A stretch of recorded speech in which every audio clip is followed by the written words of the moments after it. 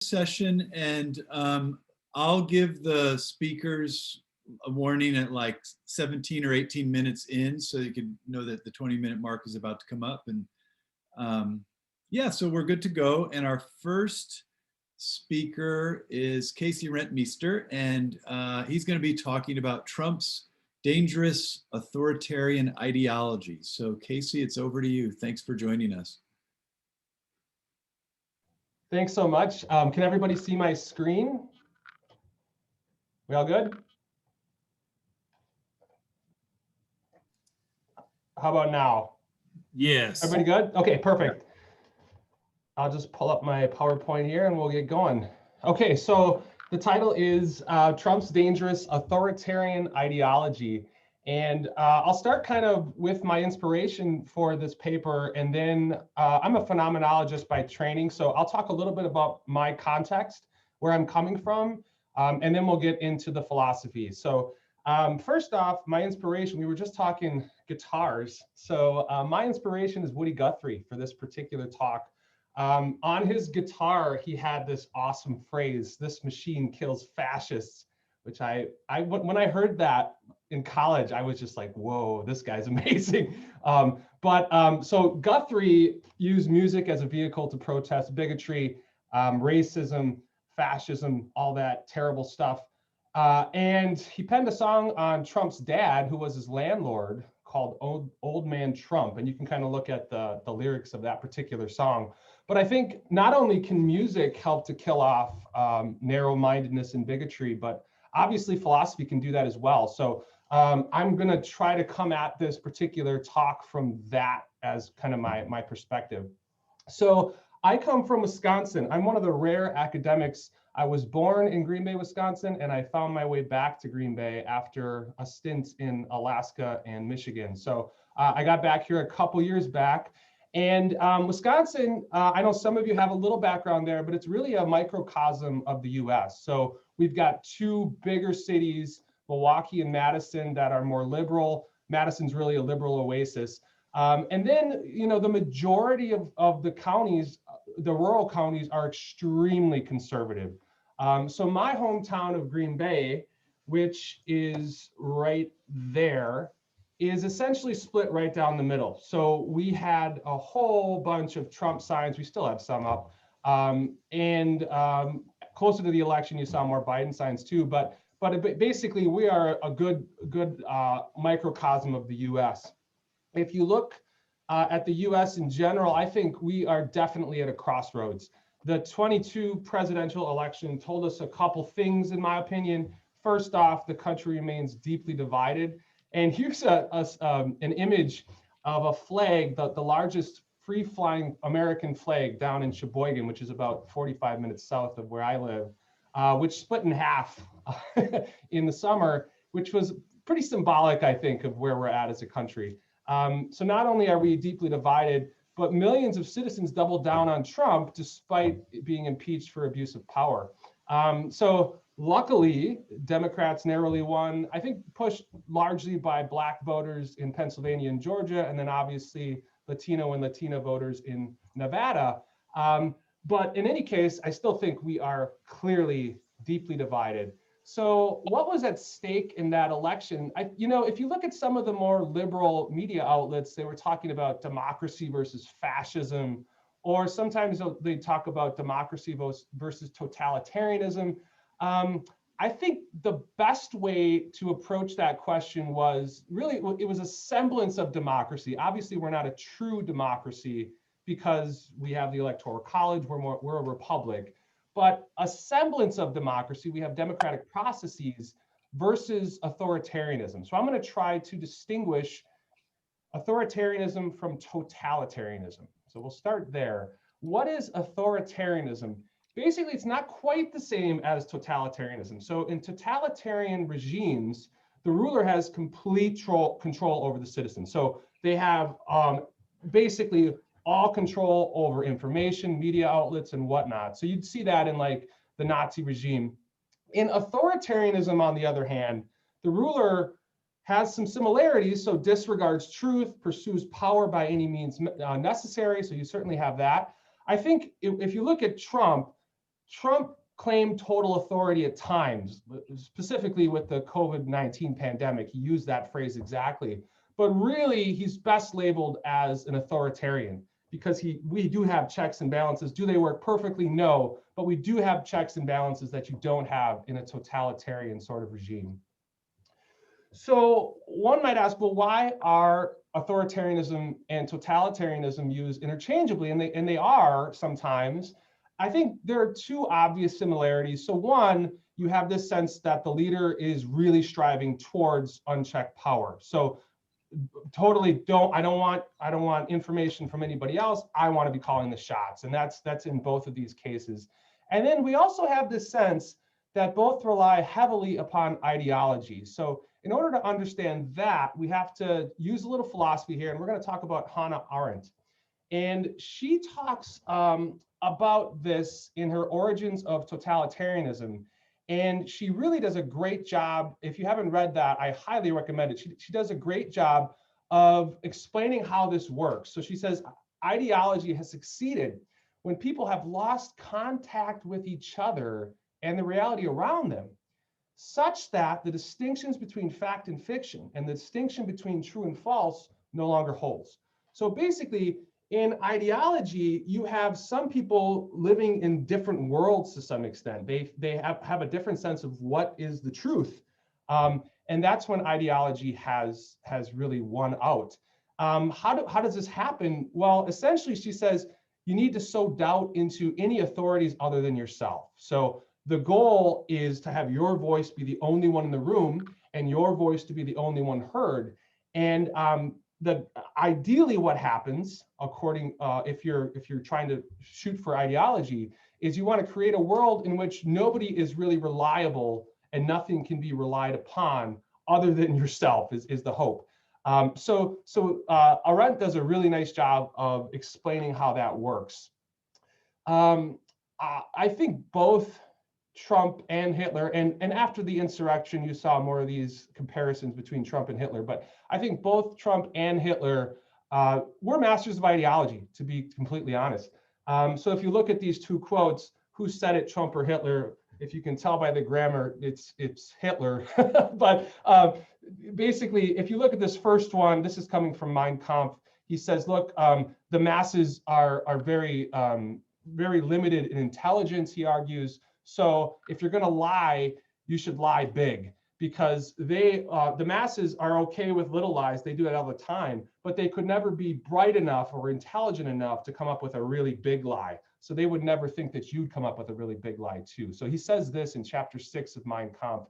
And then the other thing he really hammers home is this idea that because the masses' intelligence is limited, all effective propaganda has to be very simplistic in nature. So hammer home a few points, make them very basic, and just keep pushing them and pushing them and pushing them, which is precisely what the Nazis did. And if you kind of bring this all together, what Hitler wants to argue is, look, these are three really tried and true strategies for propaganda campaigns.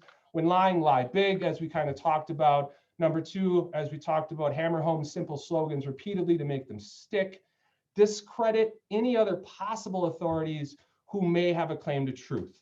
And I'm going to try to show you some of the ways in which Trump did this.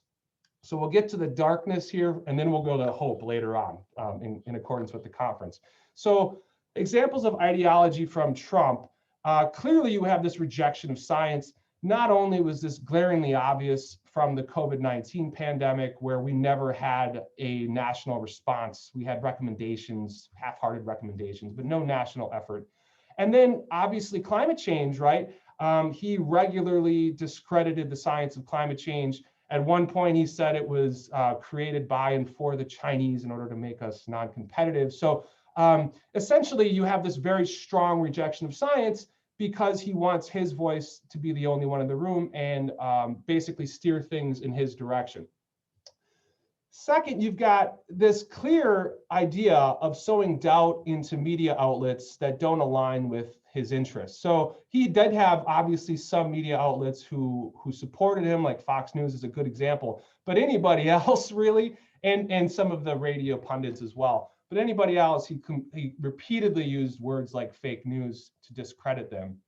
And then the one that I'm going to focus on a little bit later here is the total disregard for human dignity. And I know at the conference yesterday, we talked a little bit about immigration, and obviously you had that in that sphere. But another example would be calling for law and order after the unjust killings of George Floyd, Jacob Blake, and others. So I'm going to talk about what those kind of look like. So before we get there, the question is basically, what's so dangerous about ideology? So we have Biden and Harris now. Things have shifted, but I still think there's serious danger involved here. There's still ideology, obviously. So I don't think it's simply that one person in power is delusional or power hungry, which was clearly the case for Trump. And it's not even that that person in power is deliberately spreading misinformation and disinformation. If that were the case, and I've heard this argument and I just don't agree with it. If that were the case, we could just say, well, Trump was a mad king, he's out now we're fine. That is just not the way I look at things at all. And I'm going to try to make sense as to why that's the case here using Althusser.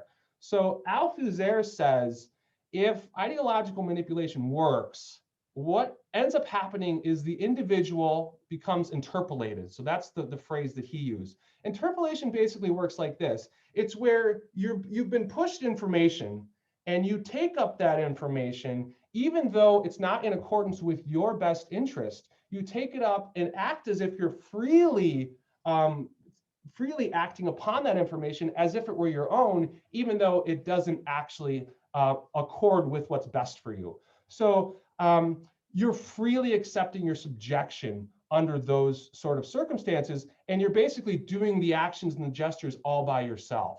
So interpolation occurs when ideologies are taken up as one's own identity, as if I chose them freely and rationally. So that's kind of how interpolation works for Althusser. Now I'll go through 4 examples of ways in which citizens have been interpolated. The first 2 are more general, and the second 2 are more specific. So I know my co-panelists here come from California, so you have more experiential knowledge than I do with this. But one example would be rejecting the existence of climate change as California wildfires burn relentlessly. So it's gotten worse and worse every year out west, and people still are rejecting the existence of climate change. I think we're at 72% agree that it's happening now, but that's not enough. Number 2, refusing to wear a mask in a pandemic, as the US has, clearly outpaced all other countries in terms of infections and deaths. So in my home state of Wisconsin, we saw a ton of this, people just flat out refusing to wear masks. I still see this. And really, given that the scientific evidence is very clear that it helps, it doesn't completely eradicate the harm, but it helps, that would be a sign of interpolation. One of the more ones that hit close to home for me was this idea of Kyle Rittenhouse. After Jacob Blake got shot 7 times in the back in front of his 3 children down in Racine, which is about an hour and 15 minutes south of where I live. Kyle Rittenhouse, who lives in Chicago, he drives up about an hour drive, and he's ready to deal with these protests. If you look at Rittenhouse's social media presence, you can kind of see he's got Blue Lives Matter all over the place. Social media feed is filled with that kind of stuff. Sat front row at a Trump rally. And then just a week and a half ago or 2 weeks ago, he was seen at a bar in Racine with some of the Proud Boys. And you can see what his shirt says, and he's flashing a white supremacy sign. So this is essentially one of the ways in which, clearly he's been accused of killing 2 protesters, injuring another. He's clearly put himself in danger, obviously, and he's taken up these narratives as if they were his own. That would be a very good example of interpolation, in my opinion. This happened after I wrote the paper, but now it's in the paper, the insurrection at the US Capitol. So this is another really good example of when you're spreading misinformation and disinformation, it can lead to obviously people taking it extremely seriously and being willing to die for it. And we all kind of know what happened here. And I consider this a permanent stain on the United States. And I think a lot of us probably agree with that. So here's the question. What do we make of all this? I think Arendt does a nice job of basically saying, look, at this point, we have some people having extreme contempt for facts as such. And people like Trump and others, in their opinion, fact depends entirely on power. So they totally just disregard the truth and they only seek power. And essentially, that's dangerous because it can interpolate individuals to fervently believe those falsehoods, and they're willing to die or get violent in order to protect them. And obviously, we can see what kind of problem that can lead to. So let's shift a little bit. Obviously, the insurrection failed. It could have gotten a lot worse, I think, but it failed, thankfully.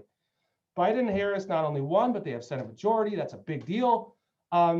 And in their short time in office, I think they've already prioritized what we can call positive peace. So the founder of peace studies, Johann Galtung, he calls positive peace basically social justice. So that's those two terms are synonymous for him.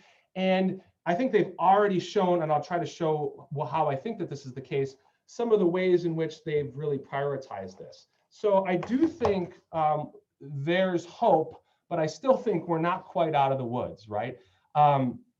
There's still a whole lot of red on this map, as all of us know. So I'm going to talk about two things where I find hope in these dark times here to finish this out. First, I think Black Lives Matter is really a sign of hope and progress. So, and I think for two reasons, right? First, the base is primarily young, which is a great sign. There's a lot of momentum there. It bodes well for the future. And there's a non-hierarchical organizational structure here, which is helpful, right? So it suggests that people are genuinely committed to this, and it's not just a top-down sort of thing where somebody's calling the shots. And I've got this quote from Christopher LeBron, who says that American democracy cannot claim for itself the title of a liberal, well-ordered democracy, so long as Blacks are so often killed with impunity by private citizens and state agents. So I do think that we have significant progress in this sphere, and that's a sign of hope for me. I also think that the fact that the Biden-Harris cabinet is so diverse is a sign of hope, right? Because we're going to get all these different perspectives that have maybe been stifled in the recent past. So things like COVID-19 rejoining the WHO, that's a sign of hope for me. Scientific approach to climate change, rejoining the Paris Climate Agreement. And then obviously, Biden and Harris have already talked about things like racial equality, LGBTQ, and more inclusive immigration processes. So I genuinely, it was getting a little depressing last year, but I do have this very deep sense of hope at this point. So I urge you to choose optimism. And I've got this quote here from Chomsky. The situation has gotten so bad that people are genuinely waking up. And the younger generation in particular is more engaged than ever, at least in my lifetime. So I think we're seeing new leadership from traditionally underrepresented groups, and that's a great sign. So what I do with I teach environmental philosophy. What I do with my environmental philosophy class, and the question comes up, how do I deal with people who deny climate change, right? I have them do what's called a pro-truth pledge. Casey, this is your two minute warning, Casey. Okay, thanks, Andy. Yep, I'm almost there. So the pro-truth pledge is basically being willing to engage in those difficult conversations. So when I was younger, especially in undergrad, I was pretty introverted, and I would just kind of avoid those hard conversations with others. But now I kind of recognize that truth is essential for democracy. If democracy is going to work, you have to be willing to tell the truth. So there's a book called The Pro-Truth Pledge, where Sapersky and Ward recommend having your own pro-truth pledge. So this is the one that I kind of have come upon recently. I vow to support the rights of vulnerable populations.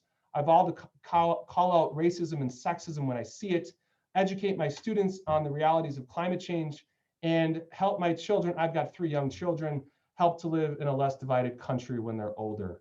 So I'd like to close with a quote from Andy's first book.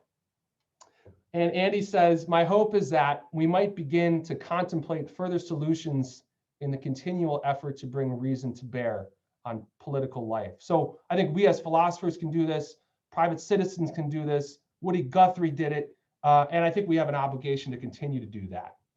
So here are my references. And there's my email in case you want to engage after the conference. So I will stop sharing now. Thanks.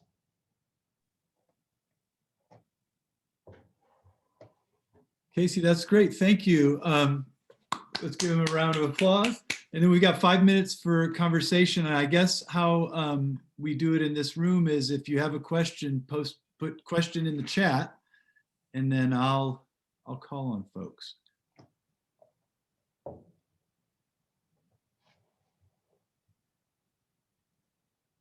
Court, you could also help me with this. I like this guitar kills boredom. I never heard that. Right. Yeah. Good old Irish Billy Bragg there. Yeah.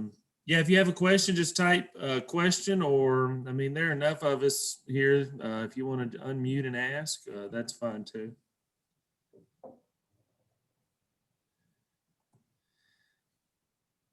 I'll jump in if no one else is ready.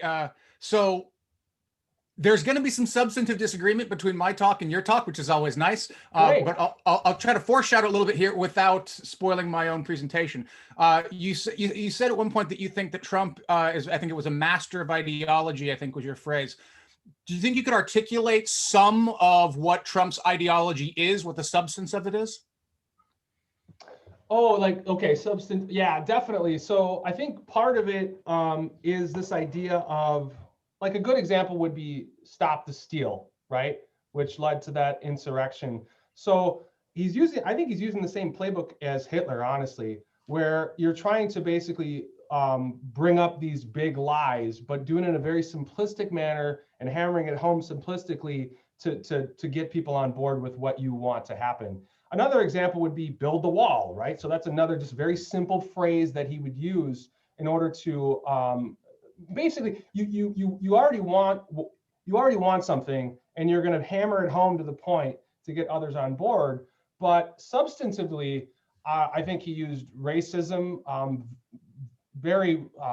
I mean, he was a master of basically allowing that hatred to really stew in other individuals by these, or Make America Great Again is another simple example where he did this sort of thing. I really hope you ask me a question when the time's around, because this might be an interesting exchange here. But oh, perfect, great. We have 2 people in the queue, Alex and Jen. So go ahead, Alex. Thank you. I'm part French. In France, there's the Front National. We here in England have Boris Johnson and Nigel Farage and whatever else. So we share these problems, and I just wonder what do you think works when it comes to disinterpolating, if that's the right word, people who have been what should we call it, charmed or fooled, or how do you, it sounds bad because you're already convinced that you're right, but how do you move people out of that zone that they've been absorbed in? Because I'm struck by how few examples there are of people who do move out, and sorry if I just brief, so there's lots of stories, anecdotal and sometimes evidence of, say, people who were perhaps voting on the left traditionally, and then they get sucked in by the Front National. And I don't know many stories of people getting sucked back out. And I'm just wondering what works. Alex, that is a fantastic question. I don't have a great answer. I just anecdotally, I can kind of talk to it. What's worked in terms of like friends and family for me is to try to show them that what it is they're doing and what it is they're believing is not in accordance with their best interest. So, but that doesn't always work either, because they typically dig their heels in and they just don't agree with the facts of the matter. So I have had a little bit of luck with one of my family friends is a business owner, and trying to talk through climate change and how to approach climate change, and how it might be good for business. It might not necessarily be like something that we can work together with. I had some traction there, but honestly, it's extremely difficult, especially when they're way far right, to get them to even get on the same playing field to talk. So you're absolutely right, Alex. Jen, you're up. Okay. Hey, Casey, thank you for the really interesting talk. I really appreciated your distinction between totalitarianism and authoritarianism. I thought that was really helpful.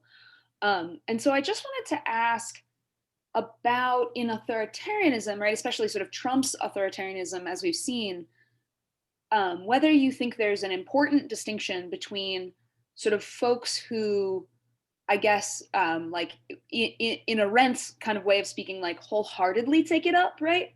Versus the folks who kind of like buy into it cynically, right? So my exemplar of this is always Ted Cruz, who I sort of just think doesn't really believe it, right? He's just saying whatever is gonna work, but he's like really good at it.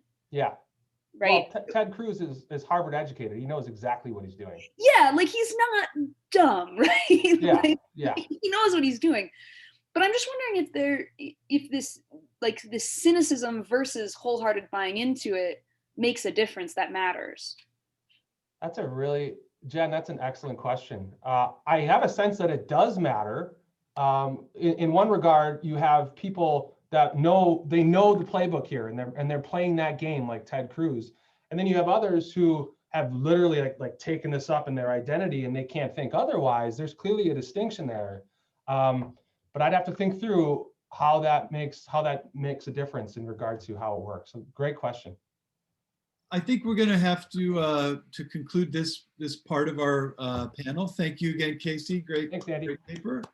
Let me remind you all that email addresses are posted in the conference program, so you guys are welcome to exchange ideas by email and so on. And then there was a couple other questions in the chat, Casey. You could take a look at those also. Well, Rachel didn't post hers, but she could write hers in if she wanted to. So our next presenter is Garrett Merriam, who is, I believe, up the street from me in Sacramento State. And let me read Garrett's title. It is The Dilemma of Peaceful Fascism. So Garrett, it's over to you, and I'll give you a 2-minute warning when we get after about 18 minutes in. Go ahead, Garrett. Okay, can everyone see my screen?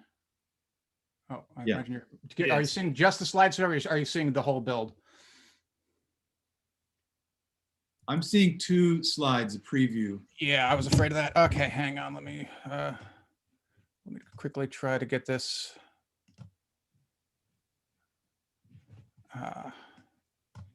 Dang it. This is unfortunate. Yeah, it's going to keep kicking me back to that. Okay, I'm just going to run it like this, I think. Let me see. No, that's not going to work either. Bugger. We can see that pretty well, I think. Okay, all right. I'll just run it like this then. Yeah. Okay. Oh crap! No, I can't. I can't run it like this because then the animations won't and the graphics will mess up. Hang on, just give me a quick sec here. Let me. All right, never mind. I'll just manipulate it like this. Okay, so yeah, like I said, I'm really glad that Casey went right before me because there's going to be some disagreement here, and I think a lot of what I actually say here is going to address Jen's question too. So this is going to work out well. I hope that you found the title intriguing. It was sort of deliberately cheeky, and also, of course, again, as the scare quote suggests, it's deliberately kind of misleading, but it's misleading in a way that I hope I'll be able to disambiguate as we go forward. So I want to start off with what I want to admit at the outset is an implausible alternative history I want you to imagine. I want you to try to imagine that Hitler comes to power in 1934, just as he did in our world. But in this alternate world, unlike the actual world, he doesn't invade Poland in 1939, nor Denmark in 1940, nor any other country at any point. So World War II never actually happens in this alternate history, but a version of the Holocaust does. This version of the Holocaust is smaller scale, of course, because Hitler can't import people that he wants to execute. But everyone within the borders of Germany is subjected to it. And because he's keeping it domestic, there's no international pressure for him to stop. Word doesn't even get out. Again, it's actually in many ways struggled to in the real history.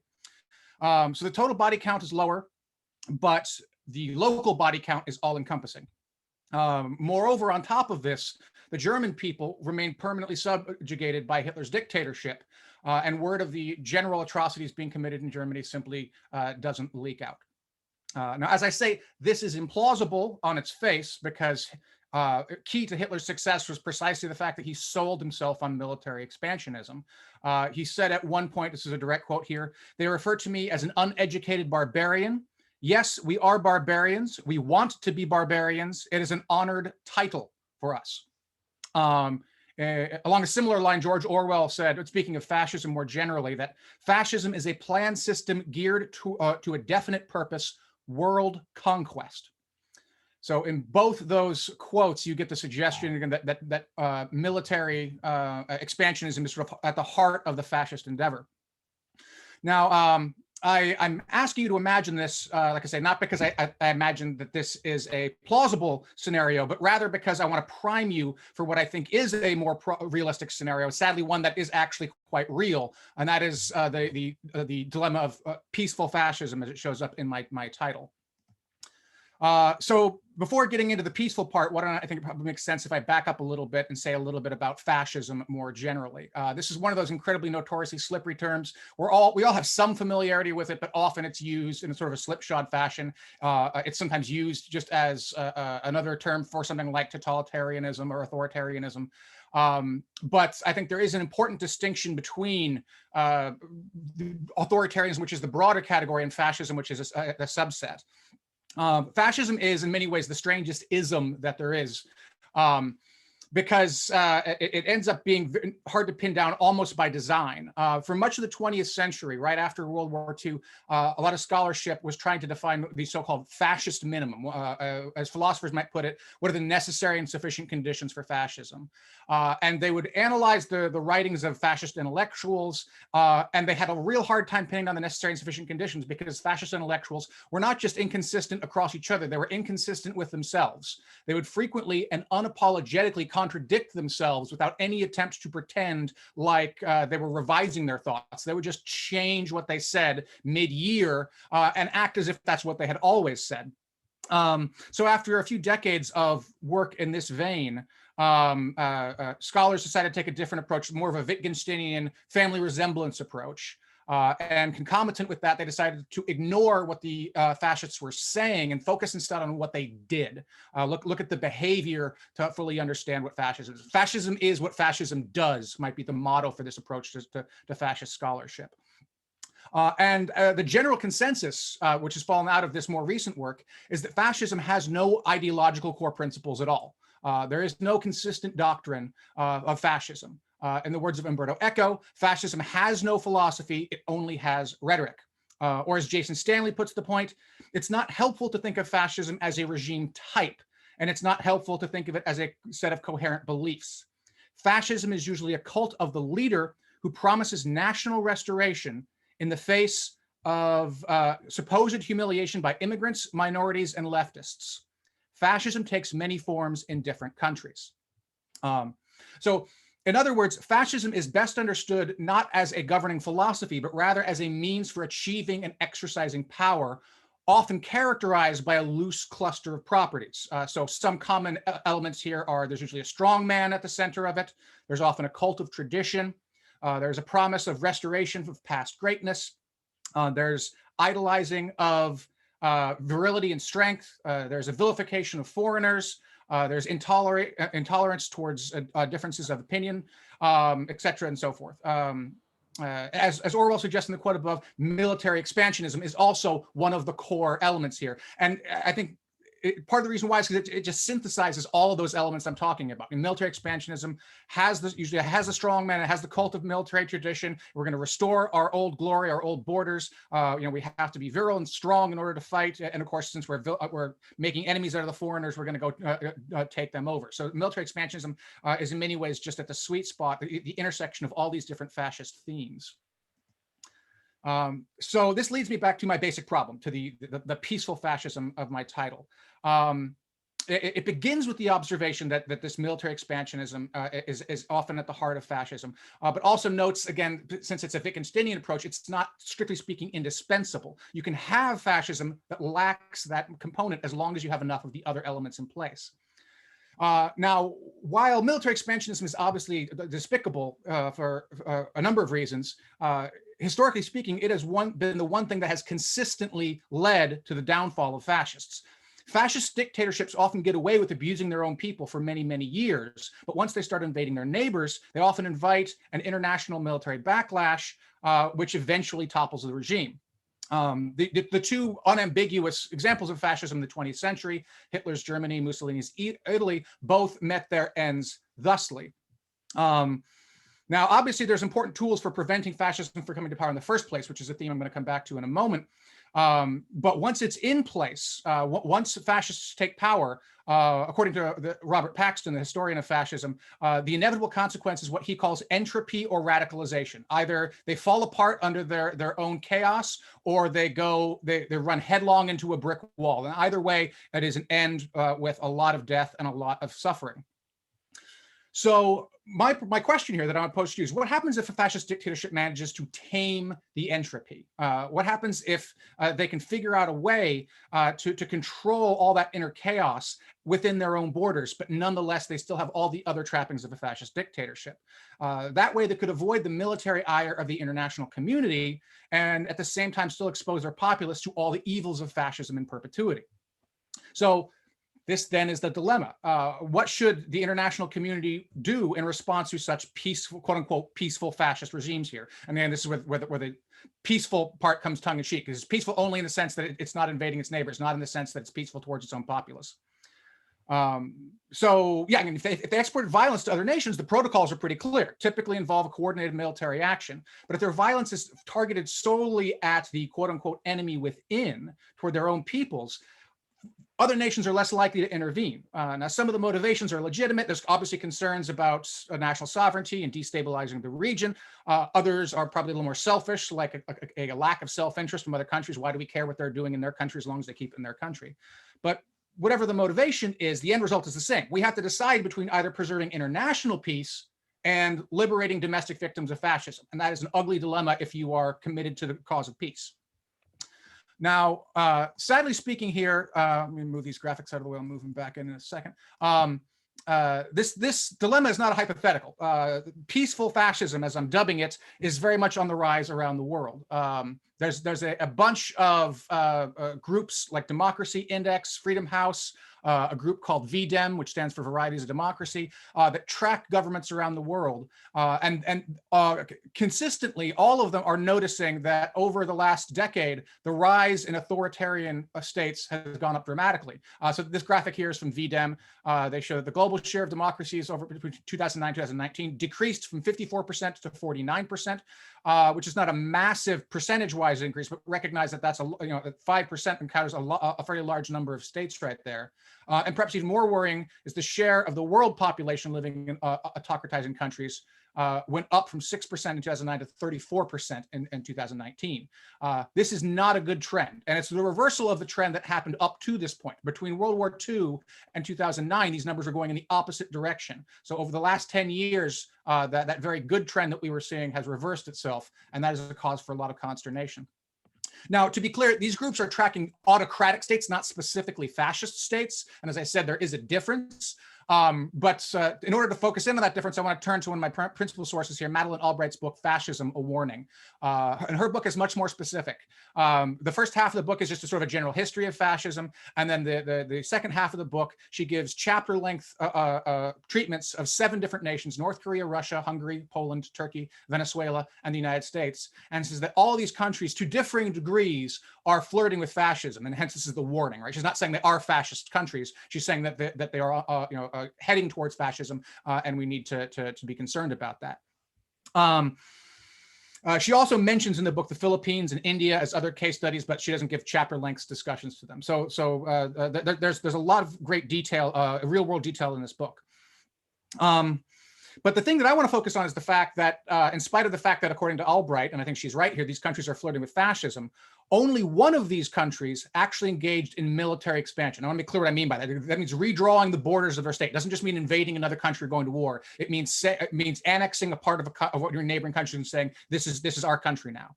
In the last 45 years, there's only been one state that's done that, and that was Russia's 2014 annexation of Crimea, which was a terrible thing, but also was very small scale. Crimea is not a large swath of land that Russia grabbed. So the question then is, if these if these are indeed fascist or fascist-leaning nations, as Albright suggests, why are they in fact peaceful? And I'll give two answers here that I'm going to reject, and then one that I'm going to endorse. So the first possibility is that these countries maybe haven't matured to a significant enough stage of fascism yet. According to Robert Paxton, there's 5 stages of fascism. There's the initial creation, the rooting in political parties, the acquisition of power, the exercise of power, and then lastly, that 5th stage, radicalization or empathy, or entropy. And indeed, it isn't until you at least get to stage 3 or 4 that you can actually exercise power and engage in full-scale fascist politics. So one possibility is that these nations are either in stage 1 or stage 2, yet not yet stage 3 or stage 4. But I'm going to shoot that down just by fiat here by pointing out that at least 6 of the 7 of these countries are in either stage 3 or stage 4. The exception here is the United States. I don't think we ever quite got to the full exercise of fascist power.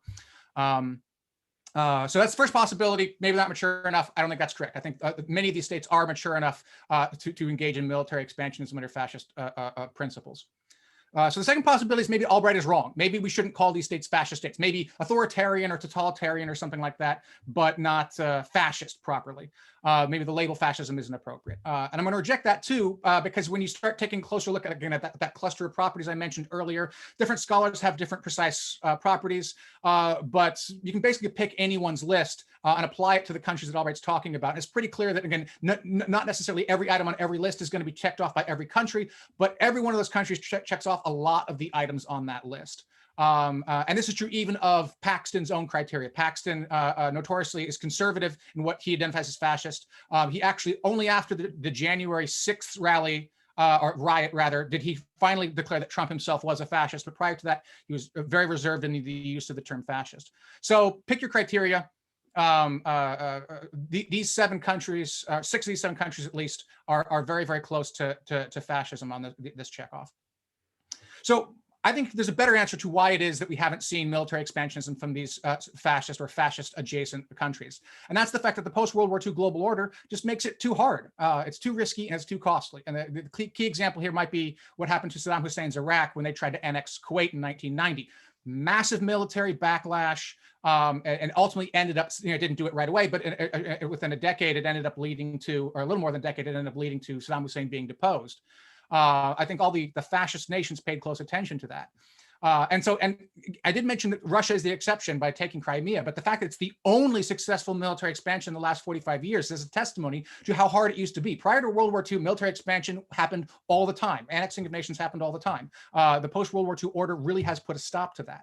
Imagine if North Korea tried to invade South Korea. The international community would immediately push back, and that would likely lead to the toppling of the Kim regime. So in North Korean propaganda, you get this constant militaristic idea that we're going to invade South Korea, we're going to take back what we have, but they never actually do it. We're going to unify Korea again, but then they claim that something happens to stop them. It's very clearly a messianic promise that never comes to fruition. So that's your 3-minute warning. Just thank you. So this is the weight of the dilemma then, right? There's an upside to the dilemma is that if I'm correct here, then fascists are far less of a threat to world peace today than they were in the first half of the 20th century. Obviously, that's great. That's good. We don't want another world war. We don't want more fascist expansion into other countries. But there's also a major downside. Fascist regimes are more likely to oppress their own people in perpetuity because they can get away with that much, even if they can't get away with military expansion.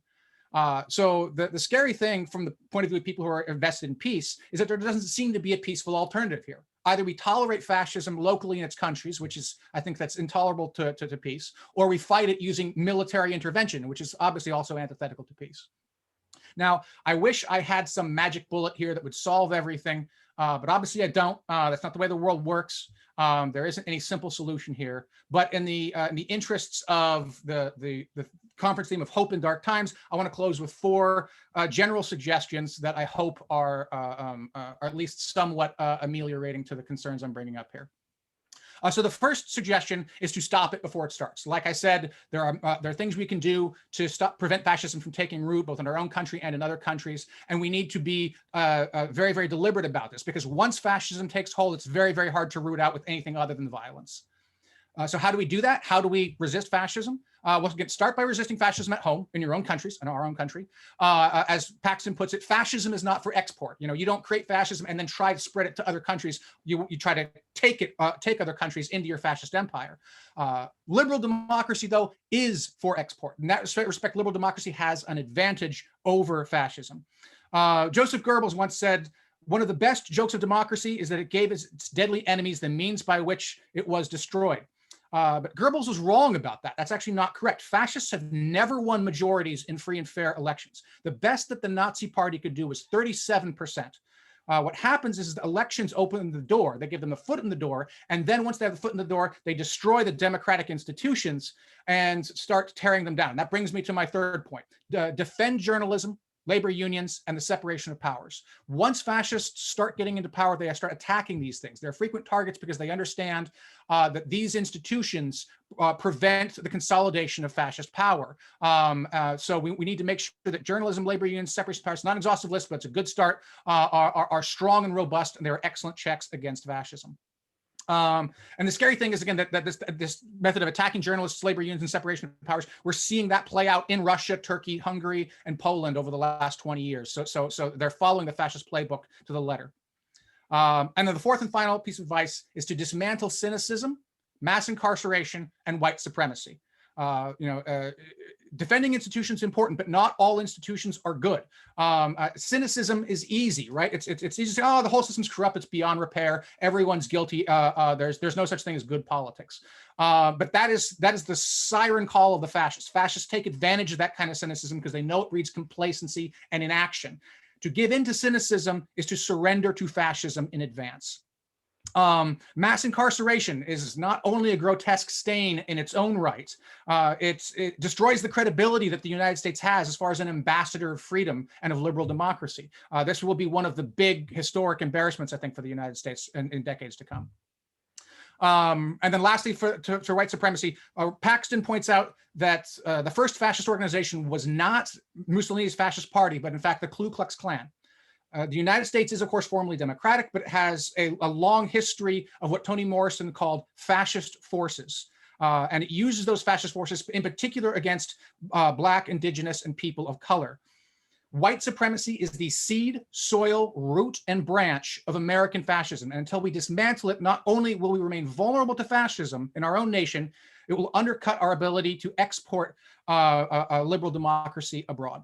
So I will close now with this picture, which is also some good news, also in the same site I mentioned earlier. The share of countries that have substantial pro-democracy protests has increased from 27% to 47% over the last decade. People want democracy, and that is a sign for hope.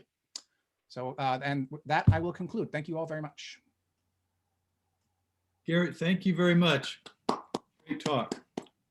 Useful, very useful talk. We already have at least one person in the queue. Kevin, turn it over to you, and then Meredith has actually posted a question. So go ahead, Kevin. Garrett, thanks a lot. Both these presentations have been really fascinating and helpful.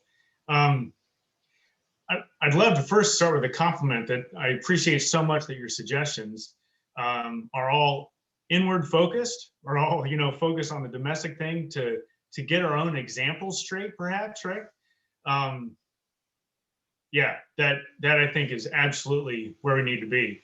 On the fringes of this, I guess my question then would be, do you ever see some kind of humanitarian intervention actually being warranted to address the very concern that you bring up? And I'm open to the answers of being no, right? Despite maybe the soldier that I am, right? But yeah, curious. Well, I'm a person who believes that at least in certain dimensions of it, World War II was a just war. Obviously, it's complicated. You can't give a single line analysis, but crucially speaking, for the purposes of preventing the Holocaust, that was a just war. And in principle, at least, yeah, I'm not a universal pacifist. I'm not completely committed to the idea that war can never be justified, but I do think it's a very high bar and very difficult bar to reach. So while in principle, the answer is yes, I think humanitarian intervention can be justified. In practice, it's very, very difficult because, well, the world's a complex and ugly place. I would prefer to try, last resort, right? Exhaust all other options, and then if there really is no other choice, then perhaps consider humanitarian military intervention. Garrett? Yeah, thank you. Having served twice in North Korea, and staring at what they've done to their own people for that long, the temptation can be there, but then the reality of actually trying to pull it off and doing it in any kind of just manner, very difficult. So I appreciate the emphasis on a high bar. Garrett, Meredith posted about some other isms and ists: socialism, communism, tyranny. Take a moment to read that and reply. And then I think in terms of time, we'll get Casey next on the queue. So Garrett, go ahead. What would you like to address Meredith's point in the chat? Okay, yeah. So Meredith's asking about how socialist, communist, and tyranny relate to these terms. I think one of the thing about socialism and communism, I mean, again, you can criticize either of those for a variety of reasons, but one thing that you can't say is that they don't have an ideology. They very much have an ideology. The socialists weren't always consistent with the communists, I'm thinking in the Soviet Union in particular, weren't always consistent with their application of that ideology. They were human. They were hypocrites too, like all of us are. But they very clearly had an ideology. The analysis, again, from the scholars that I'm looking at, Paxson, Stanley, and others, all say that Hitler was entirely an opportunist. He didn't really believe in anything. He just wanted power, and he simply took whatever was convenient for him at that time, including early on, he took on the banner of socialism, National Socialism, right? But I think anyone who knows anything about the Nazis knows that that was a scam, that there was nothing genuinely socialist at all about what the Nazis were doing. You might, if you really want to be critical of socialism or communism, you can say that they fall prey to authoritarianism or totalitarianism or even tyranny or something like that. But you can't call them fascists because they actually stand for something. They believe in something, even if that something isn't a good thing. Not to say that I don't think it is a good thing. I have sympathies with socialism, but I'm just saying that assuming the right's position for the sake of conversation. And let's bring Casey in. You get the last question, and then we'll have plenty of time for John. Go ahead. I'll be really quick, Garrett. It sounds like you think U.S. got to number 3 in regard to acquisition of power. So you think Trump's a fascist? I would say maybe 2.5 actually is where I would scale the United States. Okay. I think Trump definitely himself, yes, I think Trumpism is a version of fascism, I believe, yes. But it's kind of cliche to say, but I think it's true, the institutions held. He chipped away at a lot of them. He weakened a lot of them. If he had another 4 years, he might have been able to go the distance. But he wasn't able to completely get his hands around American institutions and pervert them and subvert them to his ends. If the January 6th event had gone differently, who knows where we'd be, right? That's precisely the kind of thing that can be a fascist tipping point. But even though we had a aspiring fascist president, he did not succeed at making the United States government a fascist institution. Yeah, thanks. That's really helpful. Garrett, thank you, everyone. Thank you very much. Great job. Again, I would encourage folks, if you want to ask further questions, all the email addresses are posted in the program so we can continue the discussion in that manner. And now we have John Park, who is another of my colleagues from the CSU system. I think John's also up at Sac State. John's talk is Meritocratic Democracy over Democracy and Epistocracy for Minority Rights. John, welcome. Over to you. All right, thanks for the introduction. So let me first start off with a thesis statement, and I'll be using Jason Brennan as a foil. Jason Brennan, he contends that democracies have these notable deficiencies in supporting minority justice, and he posits an epistocracy or rule of the knowledgeable as a better form of government in this regard. However, insofar as several variants of an epistocracy, it concentrates voting influence on people in positions of power, like educated, wealthy white males, I raise this objection against him. I contend that such forms of an epistocracy still have serious problems in handling the interests of those who are oppressed. Moreover, I contend that other versions of an epistocracy are unjustified. Instead, I argue that a hybrid view that fuses meritocracy or rule by the merited with democracy can do a better job than an epistocracy and democracy alone in handling minority distributive justice in the legislative and executive branches.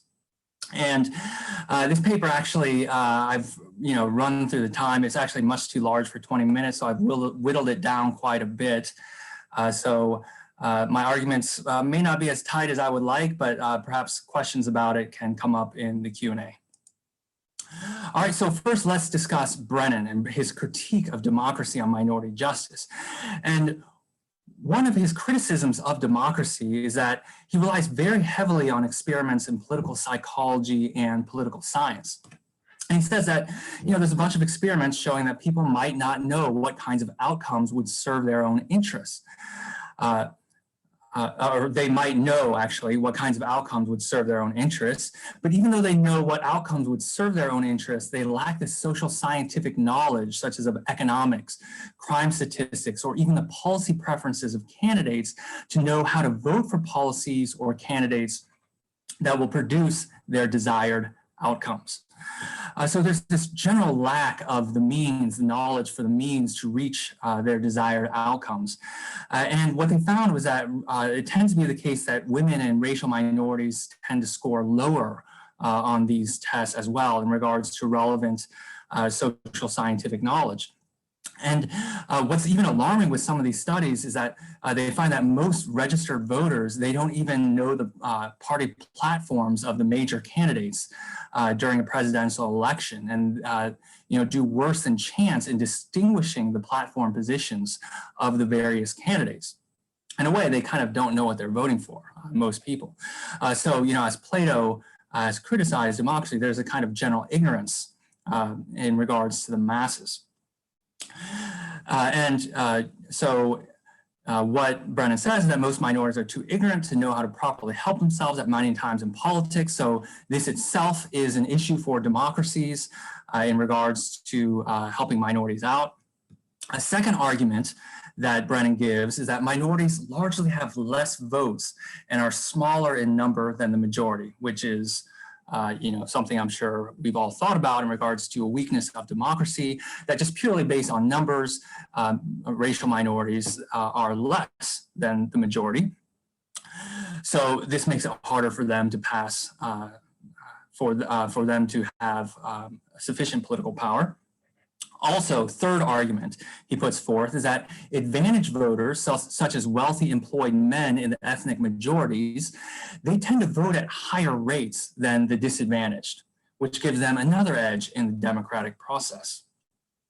So for these reasons, Brennan doesn't like democracy, and he believes that there's a better form of government that can help out minorities better than a democracy. And so what he posits is an epistocracy. So most epistocracies, rule the knowledgeable, distribute voting power to its citizens in proportion to political knowledge and competence, where citizens don't have equal power in voting. And there are a variety of different forms of epistocracies, and he favors this one variant of an epistocracy, as well as two others that I actually had to cut out, and we actually don't have the time to get to, unfortunately. But one of the first forms of an epistocracy that he favors, that he believes will help out minorities better than just a plain old democracy, Western democracy, is a restricted suffrage epistocracy. And this is where no citizen has the immediate right to vote. However, those who pass a competency exam or who have certain educational credentials can acquire the right to vote.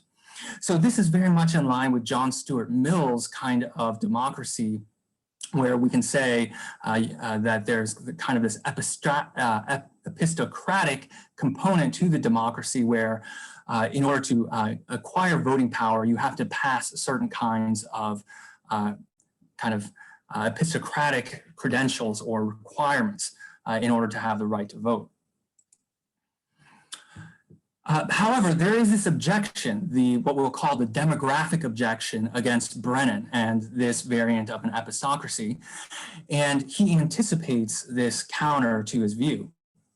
So the demographic objection, DO for short, states that for an epistocracy, advantaged groups will have more voting power over others. Thus, we will have unfair policies favoring the advantage. If it's largely, let's say, wealthy white males that get to vote, well, how is that going to help out minorities? And Brennan's response to this is that experiments show that minority groups are unlikely to know how to promote their own interests, and that advantaged groups mostly vote for their perceived national good. They vote for what they think is the best for the country, rather than selfishly for their own self-interest. So this actually will be to the benefit of minorities, because they're not voting for their own self-interest, they're voting for what the national good is, which includes minority rights.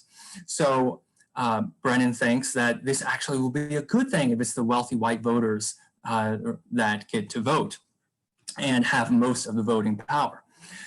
So he explicitly, mentions the restricted suffrage epistocracy view as being a variant of an epistocracy that he favors.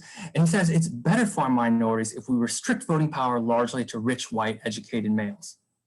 And he says, when we look at how rich, white, educated males vote, these kind of high political information voters, they endorse smaller government with less interference in the economy. They favor things like free trade, pro-choice, less hawkish on war, in favor of using market solutions for healthcare problems, and are more accepting of affirmative action.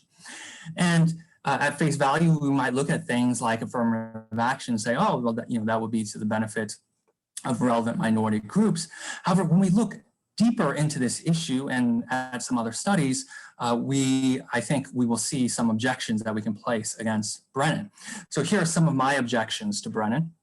There's also, kind of contrary data that shows that the rich often align on issues most relevant to maintaining their basic economic privileges. So at least here we can say that there's conflicting data in regards to them voting for their national interest as compared to their own kind of financial interests, kind of selfish financial interests. And perhaps more work needs to be done on figuring that out. It's not a clean case that Brennan can make that they always vote for their national interest. Also, as Brennan was saying, they want smaller government. Well, they also disfavor government intervention regarding healthcare, such as with universal healthcare and with lowering the price of prescriptions and medical services. And this can seriously, however, affect minority groups who really are at a poverty level or living below the poverty level, or just really need a lot of help with their healthcare. So this can affect minorities in a negative way. Also, the rich, white, wealthy males, what was found is that they tend not to want to increase the welfare state. However, this has a profound effect on the poor, many African Americans and Latino Americans, Latinx. And especially when we look at the welfare, the kind of meager welfare state America has compared to, let's say, like Scandinavian countries, for example. So when we look deeper at his list, as well as at other studies, his kind of list of how wealthy white male voters vote, it's not all really to the advantage of minority groups. And my second objection is that he brings forth a whole wealth of studies, empirical studies, to try to support his position. However, what he doesn't mention is that there are also studies showing that high information voters are tribalistic. So there are plenty of studies showing that low information voters are tribalistic, but there are also studies showing that high information voters are also susceptible to tribalism. So, for example, there's a Kahan et al. Study on those with high math and scientific reasoning skills. So they give participants a variety of non-political kind of dilemmas where they're given kind of mathematical and scientific data, and they have to kind of assess the data and use that data to make decisions on the particular scenario. And those who score very high on them then are given kind of more political scenarios, such as in regards to global warming. And they're asked beforehand by participants or by the testers what their political party affiliation is. And for example, when they get the global warming scientific data and the numbers and things like that, those who are conservatives and who are considered to have very high math and scientific reasoning skills based on the previous problems, all of a sudden, all of their skills go out the window. And they're, and they can't assess the data in the kind of the correct way that they were assessing the data in prior non-political scenarios. So when the political problem comes up, high information voters were found to be more tribalistic than the low information voters in this study. And they will deny things like global warming, conservative people in this study. What these studies show, these tribalism studies in political psychology show, is that democracies are really not about individuals having the power to vote and put forth their own policy preferences. Rather, democracies they're really about political parties and identity groups along with their group agendas and kind of sticking with your group. People are fanatics. They're like fans of their sports team in a way, like when we think of fanatics, and their values, their political values, their moral values that are tied to their team, their political team, their tribe, in a way is part of their identity. So to reject their tribe is in a way to reject their identity and in a way kind of their very own existence. And so they don't want to do that, right? People don't want to do that. I believe these tribalism experiments go a significant way to help show that. All right, so, Brennan wants to favor with an epistocracy, epistocracies focus on voters and trying to give more weight to more politically knowledgeable voters. However, that is problematic because these politically knowledgeable voters still succumb to tribalism in most parts.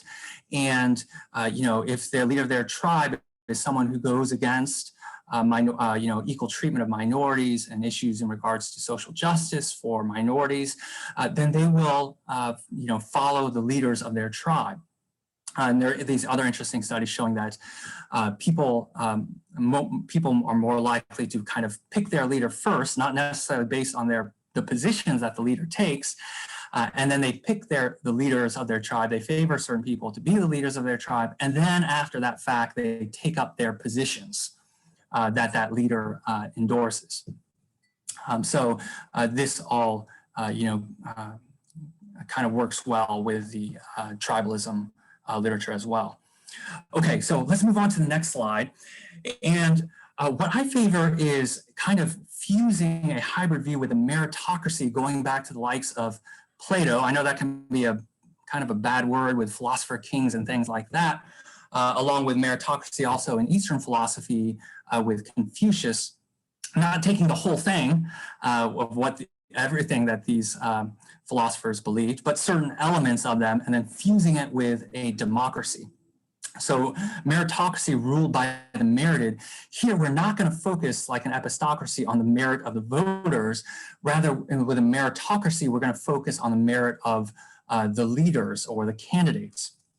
So a meritocracy diverges from an epistocracy in that a meritocracy, it focuses immediately on the virtues of officials rather than voters. There are more stringent criteria for being able to run for office in a meritocracy rather than epistocracy and democracy, where such additional standards are to make it more likely that a leader has the intellectual and moral virtues, such as being wise, fair, diligent, generous, open-minded, compassionate, curious, creative, just, insightful, etc. For example, Plato had requirements like military requirements, as well experience requirements, as well as education requirements, and you had to have high honors, for example, in your schooling. Now I'm not necessarily endorsing all of that, but there's a kind of general thrust of having kind of requirements for leaders in order to run for office and put their name on a ballot. And by no means do I think this is a perfect system that is going to solve our problems, and it still could be the case that we have a fascist type or something like that be elected through my system.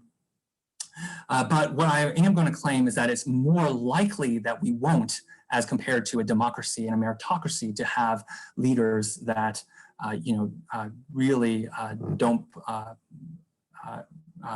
really kind of go against minority rights. So my meritocratic democracy, it's a hybrid. Here, national, legislative, and executive officials, they're all democratically elected. That's the democracy component. And everyone gets the right to vote. And all relevant regular positions that are up for vote, they all have to be elected. However, in order to put their name on the ballot, they must demonstrate their merit and pass certain kinds of requirements in order to be able to run for office.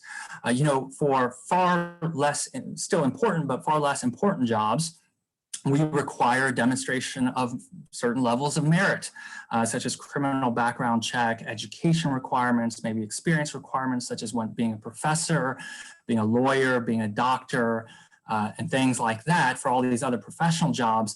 Then, how much the more do we not need those requirements, at least some kinds of merit-based requirements for occupying the most important jobs in a country, right? Making decisions on a nation's healthcare, war, economy, laws, minority rights, things like that.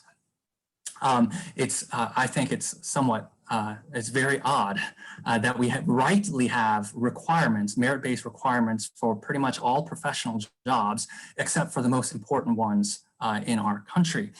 And to kind of use a Platonic analogy to a medical doctor, kind of a more modern variant, for medical doctors, they rightly have to, have very high scores in classes, take relevant classes to the medical field as an undergraduate, pass extremely difficult tests, like the MCAT with very high scores. They have to have experience in residency as a doctor, and a variety of things, and that is warranted. Well then, by analogy, we also need somewhat similar types of things for being, the leader of a country. John, that's your 2-minute warning. Okay, and this is our last slide. So here are some things. So my talk is more about minority rights. So let me talk about some things we can have, some kind of requirements. We can have kind of childhood education requirements, as Aristotle and Confucius said, like habit is very important, starting at a young age, having the right kind of culture. So try to make cultural changes. And this also helps largely in society, hopefully, as well as in future possible leaders. Have childhood education activities and working with diverse teams. Psychology studies show when kids work in diverse teams with different kinds of people, that this helps grow cohesion. There can also be education, a young education at a young age of race relations and sexism, just as young education at a young age of sex education has lower teenage pregnancies. Perhaps this kind of education can help reduce racism and sexism. Have college level classes in service ethics as a requirement for running for office, where they actually not only learn about ethics, but they have to get out in the field and help communities in need, take classes learning about diverse communities, such as taking class in political science, on international relations, taking class in political philosophy, all with high marks. Have prior experience in local government, scoring high on various indices, such as maintaining low or keeping or having low hate crime rates and having strong economic indicators for minorities. So prior experience matters in politics, and showing that you've done it at the local level and you've done good things helps advance, helps provide good reason to believe you're good at real world decision making and you're good with working with people and motivating people to work. And so the masses are tribalistic and have pernicious psychological biases for democracy, epistocracy, and meritocratic democracy. But I believe meritocratic democracy does better for minority rights in that it makes it more likely that officials will look out for minorities than the competitors, although, it's not necessarily going to lead to that, but it makes it more likely compared to the competing views. Thank you, and that's it.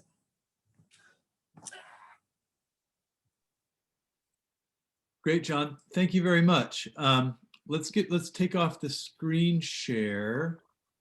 I'm not sure who's in charge of that. And then I'll encourage folks, if you have a question, write question in the chat, and then we'll direct them back over to John.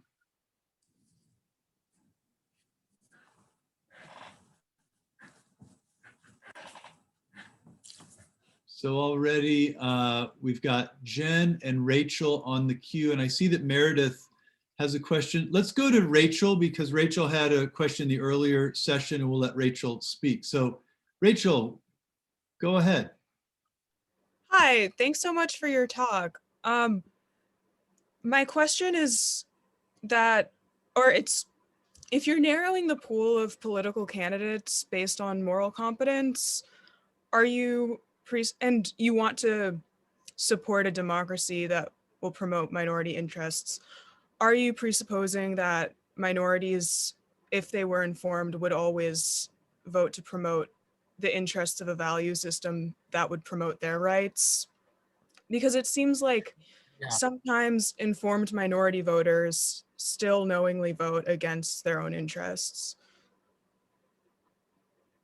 Right. Sometimes they do. So the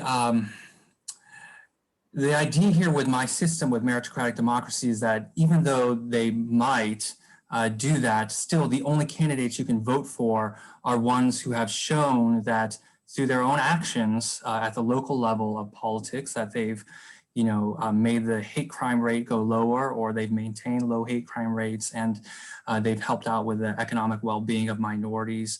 So kind of the only ones you can vote for are ones who have demonstrated prior experience and doing good work in regards to minority issues, as well as having education, for example, taking service level classes in service ethics classes, for example.